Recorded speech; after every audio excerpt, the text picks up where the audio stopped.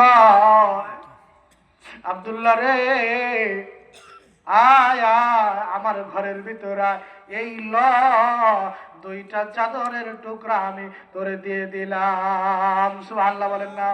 নবীজির কাপড়ের দাম আছে না নাই? নবীজির গায়ে যেই পোশাক জড়াই ওইটার দাম আছে না নাই? আলোচনা লম্বা নয়, শুধু এতটুকুনি বলতে চাই, এই নবীজির জুব্বার জন্য ওমর আশায় ছিল, উসমান আশায় ছিল, আবু বকর আশায় ছিল। নবীজি হযরতে ওয়াইস কুরআনের জন্য একটা জুব্বা রেখে দিয়ে গিয়েছিলেন, ঠিক কিনা? খাদিজা মৃত্যুর সময় নবীরে কয়, নবী গো কিছুই চাই না, আপনার জুব্বা মোবারক দিয়ে আমি খাদিজার কাফনের কাপড় দিবেন। এই কথা সবাই জানেন কি জানেন না? তাইলে বোঝা গেল নবীজির ব্যবহৃত পোশাকের দাম আছে না নাই? শুধু তাই নয়, কি খেলা খেললে? নবী ডাক দিয়ে কয়, আব্দুল্লাহ তুমি কি চাও আমার কাছে বলো। আব্দুল্লাহ ডাক দিয়ে কয়, নবী গো আমি কিছুই চাই না, আমি দুনিয়ার কিছু চাই না, আমি শুধু চাই আল্লাহর কাছে দোয়া করেন আমি যেন আল্লাহর রাস্তায় শহীদি মৃত্যুবরণ করি। সুবহানাল্লাহ বলেন না। কারণ নবী গো আপনার জবান দিয়ে শুনেছি, যদি আল্লাহর রাস্তায় কেউ শহীদ হয়ে যায় ওর তামাম জীবনের গুনাহগুলো আল্লাহ মাফ করে দেয়। আওয়াজ দিয়ে বলেন না সুবহানাল্লাহ। এই জন্য নবীজি এই কথা বলার সাথে সাথে হাত তুলে বললেন, মালিক রে আমার আব্দুল্লাহর মনের আশাটা তুমি পূরণ করে নাও। নবীজির দোয়া কবুল হবে এতে কোনো সন্দেহ আছে? সন্দেহ আছে? না না, কোনো সন্দেহ নাই। আল্লাহ পাক দোয়া কবুল করে নিলেন। হঠাৎ করে খবর এলো, নবীজি ডাক দিয়ে বলেন, আব্দুল্লাহ তাবুকের যুদ্ধের জন্য প্রস্তুতি হয়ে যাও। আব্দুল্লাহ কয়, আমার জন্য সুসংবাদ বুঝে এসে গেছে, আমার জন্য খুশির খবর এসে গেছে। আমার আল্লাহ মনে হয় আমাকে তার রাস্তায় কবুল করে নিয়েছে। বন্ধু যুদ্ধের জন্য প্রস্তুতি হয়ে গেছে, যুদ্ধে যাবে, যুদ্ধে যাবে। কোন ক্রমে যুদ্ধ হয় নাই, ঘুরে আসতেছে। ওই প্রতিমধ্যে রাস্তার ভিতরে আব্দুল্লাহ অসুস্থ হয়ে গেছে। অসুস্থ হয়ে ওই জায়গায় ইন্তেকাল করেছেন। নবীজি ডাক দিয়ে বললেন, সাহাবায়ে কেরাম রে আমার আব্দুল্লাহ কি আমার আল্লাহ কবুল করে নিয়েছে। কারণ যারা আল্লাহর রাস্তায় বের হয়ে মৃত্যুবরণ করে তারা শহীদ হয়ে যায়। আমার আব্দুল্লাহ শহীদ হয়ে গেছে।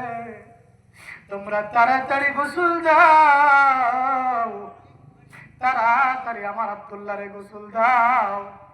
তোমরা কেউ আব্দুল্লাহর জানাজা পড়বা না, আমি মুহাম্মদ স্বয়ং আমার আব্দুল্লাহর জানাজা পড়ব।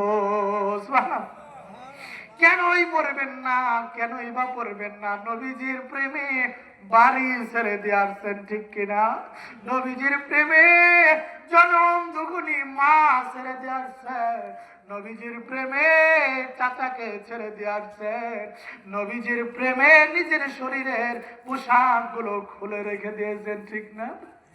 এই জন্য নবীজি ডাক দিয়ে বললেন, সাহাবায়ে কেরাম তাড়াতাড়ি গোসল দাও, জানাজা আমি পড়বো। জানাজা নবীজি পড়ছেন। এরপরে কবরে যখন নামাবে রে বাজার, নবী ডাক দিয়ে কয়, সাহাবাইরা রে তোমরা কেউ আব্দুল্লাহর কবরে নামবা না, আমি স্বয়ং আমার আব্দুল্লাহকে কবরে রাখবো। চিল্লায় বলেন না সুবহানাল্লাহ।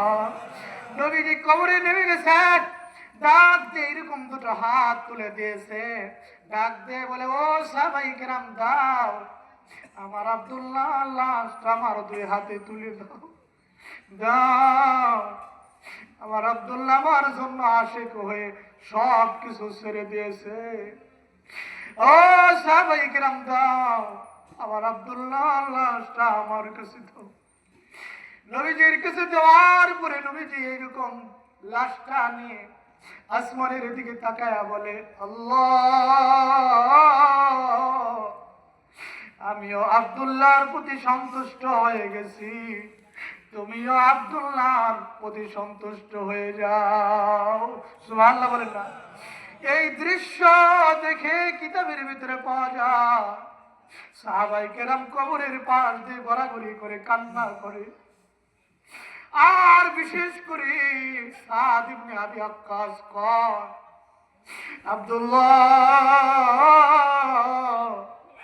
তোমার কপালটা কত ভালো, স্বয়ং মুহাম্মদ তোমার উপরে সন্তুষ্ট হয়ে গেছে, স্বয়ং মুহাম্মদ তোমার কবরে রাখলো, স্বয়ং মুহাম্মদ নবী তোমার জানাজা পড়েছে।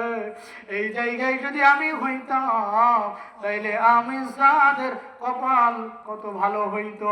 বুঝাইতে চাইলাম নবীজির এইরকম আশিক তারা থাকার পরেও সাদ ইবনে মুআজের জানাজায় পাওয়া যায় আর সে আজিম মৃত্যুতে কেঁপে উঠল। তার জানাজায় একজন না দুইজন না ৭০,০০০ ফেরেশতা অংশগ্রহণ করেছিলেন। চিল্লায় বলেন না সুবহানাল্লাহ, আরো জোরে বলেন না সুবহানাল্লাহ। কয় হাজার ফেরেশতা? ৭০,০০০ ফেরেশতা অংশগ্রহণ করেছে। বুখারী শরীফে পাওয়া যায় এত মানুষ হয়েছে, এত ফেরেশতা হয়েছে, ফেরেশতারা স্বয়ং আঙ্গুলের উপর ভর করে সাদ ইবনে মুআজের জানাজায় অংশগ্রহণ করেছে।